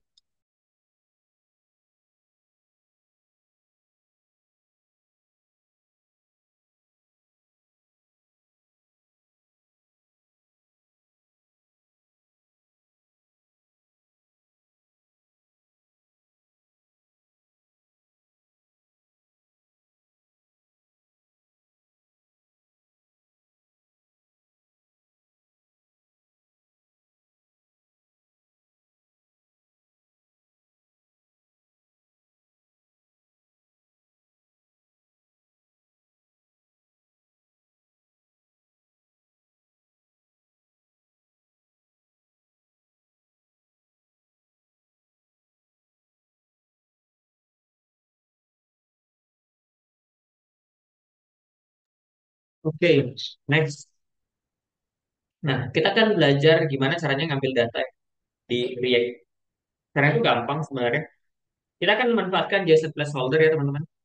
Ini kayak fact API gitu. Nah, kita bisa guide. Kita bisa ambil nih JSON placeholder postingan gitu ya, post. Nah, gimana cara nge-feed API dari si React? Nah, kita tuh bisa pakai cara kayak biasa ya, fetch API. Contohnya di sini, kita akan bikin sebuah function untuk get data post atau get post data. Nah, function ini dia akan nge-fetch, kita tap aja nih biar then ini nggak usah. Nah, begini aja. Jadi cons data sama dengan fetch.json. Oh, sebelum nge-fetch data kita belajar dulu tentang satu nih, hal-hal yang penting, yaitu kita belajar tentang state. Nah, ini paling penting ya di React. State itu everything di React. Jadi, kita ke materi dulu. Nih, ada use state hook. Nah, ini sebuah hook. Sederhananya, state itu tuh merupakan sebuah variabel yang reaktif gitu. Jadi, saat nilainya itu berubah, dia akan nge-update tampilan website kita atau tampilan web itu akan di-render ulang. Jadinya eh, nilainya berubah gitu ya, tampilannya berubah. Nah, tadi itu di bawaan ada count kan, yang kita klik-klik counternya naik. Nah, sederhananya kayak gitu. Nah, cara pakainya itu tuh kayak gini. Kita kan cons, ini ya, cons, misalkan nama dia array, terus import useState dari React. Sini, ini kita import useState dari React. Nah, terus kurung kayak gini. Nah, di sini dalam array ini tuh ada dua nilai yang bisa kita akses. Yang pertama adalah nilainya. Misalkan kita mau set apa nih? Name kali ya. Name. Terus di sini ada set name. Jadi yang pertama ini adalah setternya atau getternya. Sorry. Kita bisa mengakses nilainya lewat sini. Dan kita hanya bisa ngeset nilainya atau mengisi si name ini melalui setter yang ini. Jadi step itu harus sepasang. Jadi kita bisa ngelakuin set ke, nah, contohnya gini deh. Kalau misalkan diklik sini ya,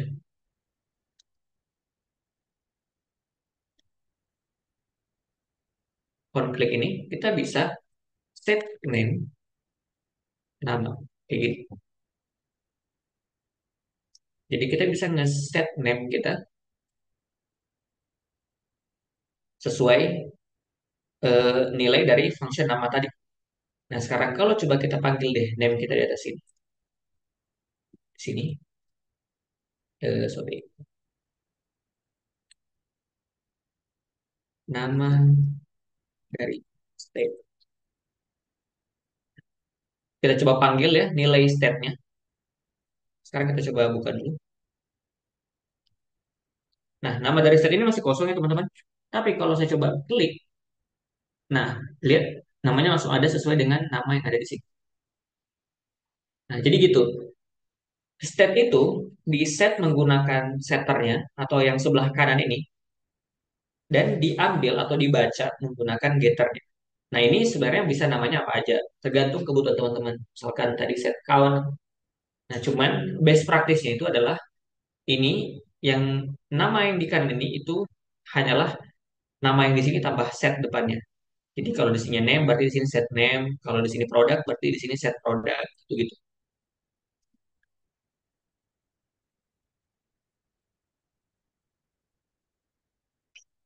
Oke.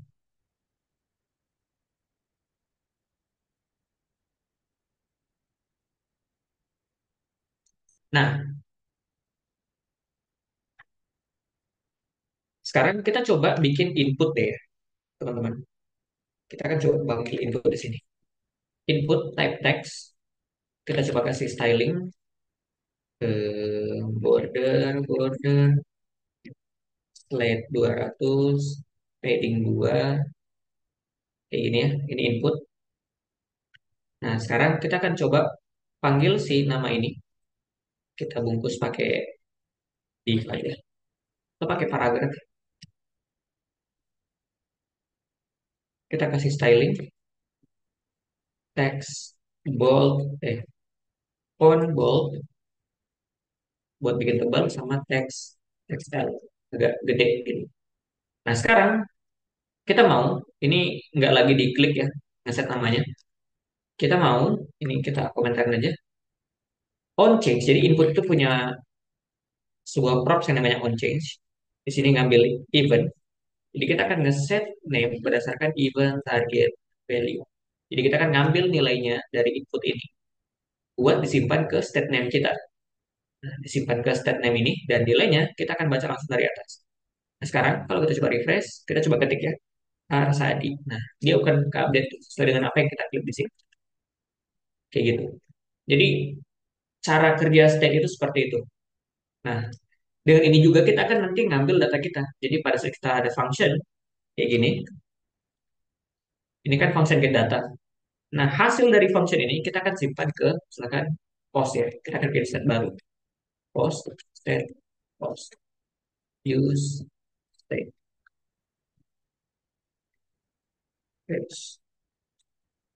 Nah, sini kita akan nge-set post dari data kayak gini. Nah, cuman ini nggak akan bisa ya. Post ini pasti bakal masih kosong aja. Kalau kita coba tampilkan, kalau kita tampilkan post, ini harusnya masih kosong, nggak ada apa-apa. Karena emang function get post data ini belum dipanggil di mana-mana. Nah, ini juga teman-teman yang harus diperhatikan. Mungkin teman-teman akan berpikiran kalau kita tuh bisa langsung manggil get post data di sini. Nah, masalahnya kalau kita panggil di sini, ini akan terjadi infinite loop. Ini React limit the number of renders to prevent an infinite loop. Too many re-renders. Jadi kita nggak bisa langsung manggil function di dalam sebuah komponen function kita. Karena saat ini terjadi, function ini dieksekusi, dia kan di dalam function ini dia mengeksekusi state ya. Coba kita komentar dulu deh state-nya. Nah, kalau kayak gini nggak masalah. Yang jadi masalah adalah function ini tuh mengeksekusi state. Dan state ini nge-trigger render ulang. Jadi, function yang dieksekusi, jadi saat pertama kali aplikasi kita di render, function ini langsung dieksekusi karena ini bagian dari function app kita, dari bagian dari komponen, langsung dieksekusi.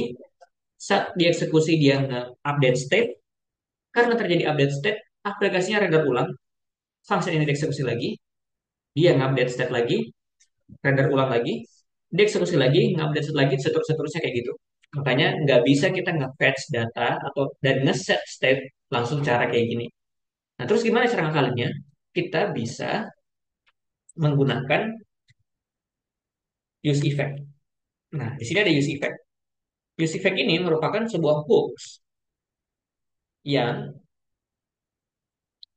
hanya akan merender sekali dan akan merender ulang atau ngeksekusi ulang kalau terjadi perubahan di array dependensinya.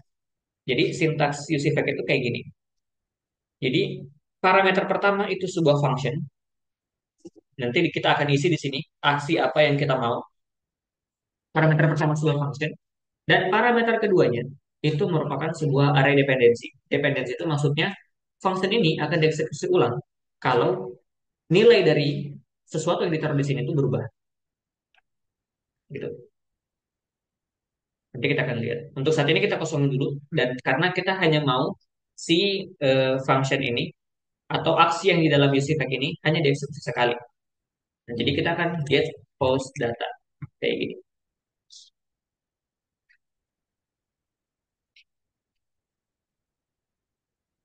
Nah, sekarang ada error object are not valid as React child. Kenapa not valid? Karena si post ini tuh merupakan sebuah objek. Kalau mau dilihat kayak gini bisa JSON stringify post. Nah, ini sebuah objek dia.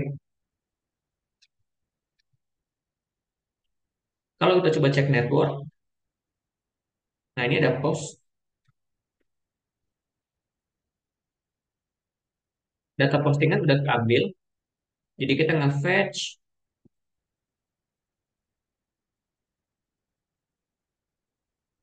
JSON typical post, terus isinya merupakan sebuah array yang dalam set post.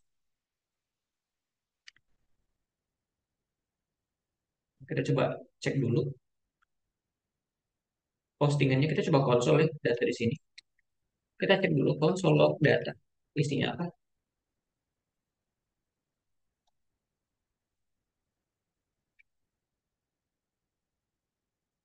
Oh, dia promise. Nah, ini butuh di await, teman-teman. Nah, async function get post data, kita nggak await fetch. Karena ini sebuah promise, kita butuh await agar bisa datanya tampil. Nah, ini dia data-data yang tadi dari API udah muncul nih di sini. Nah, cuman emang kita masih JSON Stringify ya. Kita hapus dulu. Ini masih JSON Stringify. Nah, gimana caranya kita merender datanya? Ya, kita tinggal lihat struktur datanya seperti apa. Karena strukturnya ini merupakan sebuah array. Nih, array ada dari 100 item ya. Ini merupakan sebuah array yang dalamnya ada objek, title, body, sama user ID. Nah, kita bisa melakukan mapping, teman-teman. Contohnya di sini, aku ngelakuin kayak gini. Post map, kita akan nge-map. Ini sintaks JavaScript biasa ya. Post, nah, kita akan nge-return sebuah paragraf yang ambil post title. Kayak gini.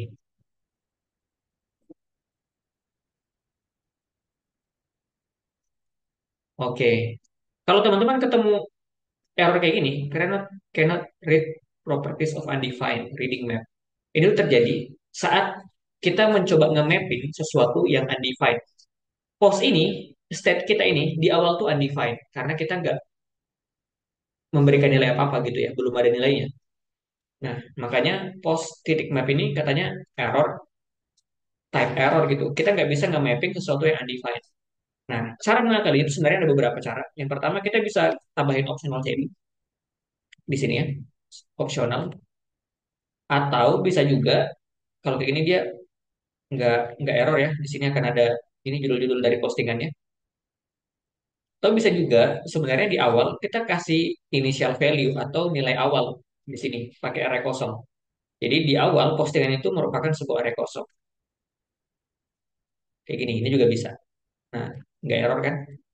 Nah, jadi state itu selain kita bisa akses ini, kita juga bisa ngeset nilai awalnya si state ini apa. Nah, sekarang kita set dia jadi array kosong. Misalkan name ini kita set jadi string kosong gini, nilai awalnya. Gitu.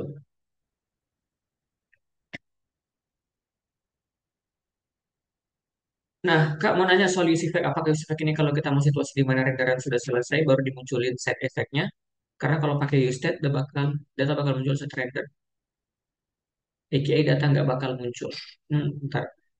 Maksudnya gimana nih?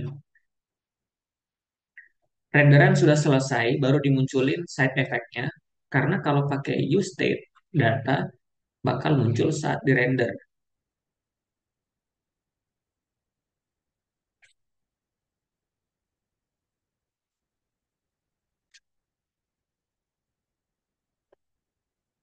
Contohnya apa nih? Boleh ini nggak? Kasih contoh kasus gitu. Saya belum nangkep sih. Misal apa kasusnya?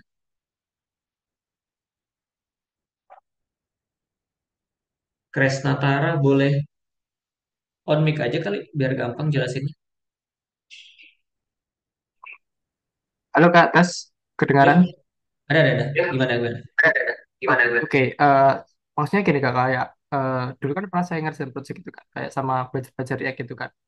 Kalau use state, use fact itu kan kayak munculin di state setelah renderan selesai gitu kan. Jadi contohnya katakanlah saya tuh pengen kayak eh, datanya kayak katakanlah klik button gitu, terus di buttonnya baru diklik terus muncul sesuatu gitu. eh, Ketika renderan selesai, datanya baru muncul gitu, kita pakainya use effect. Kalau use itu apa kayak gini ya Kak, kayak pas kita munculin data kan pas di use state itu kan datanya kayak munculnya itu saat di renderan gitu. Tapi kalau pas use state itu kayak renderannya udah selesai, padahal datanya baru muncul gitu. Maksudnya ada loadingnya gitu ya? Iya, maksudnya gitu. Kayak saya masih bingung kayak di ini apa namanya kayak use state sama use effect itu kan taunya itu kayak use effect itu kayak setelah renderannya selesai data yang muncul. Nah, apakah kalau di use state itu berarti datanya itu muncul ketika pas di render? Hmm, oke. Sebenarnya ini nilai state itu sebenarnya tergantung tergantung penggunaannya ya. Ini kan karena kita kebetulan manggil langsung nilai state-nya di renderan halaman kita ya. Contohnya name ini deh. Name ini kan kita panggil langsung di sini ya state-nya. Nah, karena dia dipanggil langsung di sini, berarti dia akan langsung kebaca. Jadi siklusnya tuh gini, siklusnya rendernya React itu, ini kita anggap aja nggak ada use effect ya. Kita anggap aja nggak ada use effect. Jadi di awal, pada saat page-nya di-render, itu tuh page-nya di-render dulu dengan nilai state yang ada. Jadi nilai state itu langsung akan dibaca. Kalau misalkan kita panggil di halaman gini kan, dia langsung dibaca. Mau dipanggil di halaman atau dipakai di proses manapun, nilai state-nya langsung kebaca. Nah, kalau kita ngupdate state pakai set state-nya, ya pakai setnya, dia tuh ngupdate dulu, dia akan ngeset dulu, tapi nilai nilai ininya belum update, ininya belum berubah. Jadi kalau kita melakukan set name di sini, pada saat kita tekan, ini tuh set name-nya nggak langsung berubah, name-nya nggak langsung berubah. Dia akan nunggu siklus render berikutnya, baru kemudian name-nya berubah, baru dibaca di depan gitu. Nah, use effect itu metode eksekusinya adalah halamannya di-render dulu, gitu ya. Kan sudah pada saat halaman render, state-nya udah kebaca. State-nya itu udah otomatis kebaca nilainya. Nilainya udah pakai nilai yang ada lah. Si state-nya berapa. Use effect akan dieksekusi sekali. Karena kita punya use effect akan dieksekusi sekali. Terus, karena dia dieksekusi sekali, dia akan ngerender lagi. Use effect ini, setelah use effect dijalankan, halamannya akan render ulang. Dan state-nya akan kebaca lagi gitu. Makanya kalau terlalu banyak pakai use effect, rendernya React itu bakal banyak banget gitu. Nah, sebenarnya tergantung tujuannya. Kalau misalkan mau bikin loading ya, sebenarnya best apa ya? Kalau nge-fetching data tuh biasanya memang pakai use effect. Biasanya kan datanya nggak langsung ini ya, eh, nggak langsung apa sih namanya, nggak langsung datang gitu ya. Saja beberapa detik. Nah, pakai use effect itu kenapa pakai use effect? Karena gini, use effect-nya dieksekusi dulu. Nanti begitu ke set state-nya setelah datanya dapat gitu ya. Kan kita ngeset ke state tuh buat nampilin datanya, baru dia render ulang lagi, baru tampil lagi gitu. Kecuali di sini berubah lagi nih, kalau teman-teman nambah independensi, nanti setiap kali perubahan nilai dari dependensinya, itu bakal langsung efeknya running, dia render ulang lagi page-nya. Gitu sih. Semoga paham ya.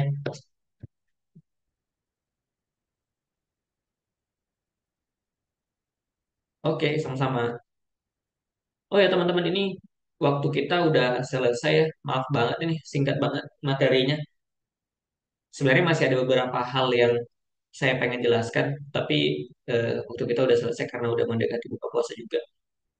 Itu dulu kali ya. Jika masih ada yang mau ditanyakan, boleh ditanyakan dulu deh. Oke, silakan. Mau open mic juga boleh. Ahsan.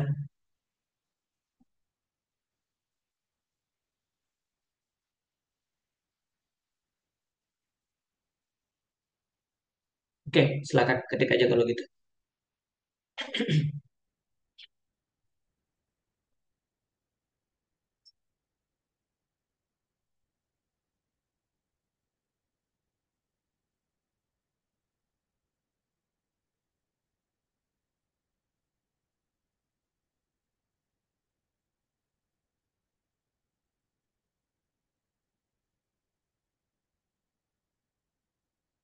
Oke. Saya penasaran nih pertanyaannya. Sebenarnya teman-teman kalau nge-fetching data tuh yang modern tuh bisa pakai ini ya, time stack query. Kenapa pakai time stack query? Karena kan biasanya kita tuh butuh nge-handle posisi loading, refresh gitu ya. Nah, bagusnya sih pakai ini, time stack query atau React query. Dulunya sebutannya React query. Kalau sekarang sebutannya time stack query. Itu lebih enak gitu. karena udah bawaan ada loading state-nya, lebih clean juga caranya gitu. Kalau nge-fetching data atau mutation data, ngupdate data, saran saya sih pakai Stack Query aja. Kalau teman-teman pakainya React doang. Tapi kalau di Next.js, Next.js juga punya fitur tersendiri. Nanti kapan-kapan kita ketemu lagi buat bahas itu. Mana nih pertanyaannya Hasan? Kayaknya panjang banget nih.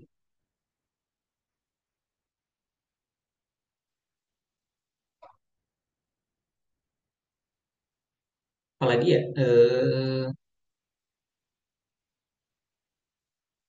Oh iya, Recruiter dong. Ini kalau yang tadi yang ditanyain sama sama Vincent, itu tuh ini buat routing. Oh, apa nih? Saya mau nanya tentang Tailwind, Kak. Ini kan saya menggunakan Vite juga dan membuat landing page. Nah, saat dokumentasi Tailwind setelah instalasi versi 4 untuk customisasi warna ataupun tinggal tulis detail pada indeks global. Tapi pas saya coba malah keluar warning. Warning apa? Biasanya emang warning di global CSS itu ada. Saya juga masih ngalamin kok ada warning. Tapi sebenarnya itu nggak update kok. Tetap kebaca kok walaupun ada warning di CSS-nya. Warning yang ada di code itu sebenarnya bawaan dari fitur Visual Studio Code-nya gitu. Mungkin emang Studio Code-nya belum baca aja. Saya juga masih ngalamin warning, tapi tetap jalan. Direktif timnya kan yang warning kan. Katanya nggak dikenali kan. Tetap jalan sih harusnya. Saya juga udah kayak gitu. Kayak izin pertanyaan susunan folder yang baik dalam project React itu seperti apa ya? Seperti folder khusus untuk connect ke API. Lalu dalam penggunaan use state dan use context itu use case-nya seperti apa? Use context itu sebuah metode,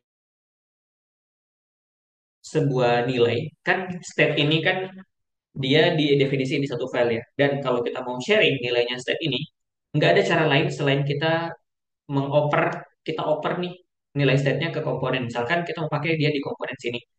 Ya, cara satu-satunya adalah kita masukin dia nilainya state-nya ke sini. Nah, use context itu memungkinkan kita mengakses nilai state walaupun nggak di parsing lewat props-nya gitu. Jadi kayak misalkan sekalipun kita state-nya itu awalnya ada di komponen A, terus tiba-tiba dipanggil komponen lain tanpa harus kita kita suntik manual lewat props turun turun turun turun itu tuh bisa gitu. Nah, kalau emang teman-teman butuh menyertakan nilai ke komponen lain, ya pakai use context. Kalau nggak mau lewat props props control dalam gitu. Itu sih. Oke. Itu aja dulu kali ya teman-teman. Kalau susunan project sebenarnya masih banyak yang bisa kita share. Susunannya bebas sih. Tapi biasanya pakai folder components. Makasih banyak teman-teman semuanya. Terima kasih atas waktunya. Semoga bermanfaat ilmu yang dibagikan hari ini. Jangan lupa ikuti terus Activate sama ikuti juga sosial media saya karena saya sering juga sharing tentang front end ya khususnya React dan JavaScript. Terima kasih. Selamat sore. Assalamualaikum warahmatullahi wabarakatuh.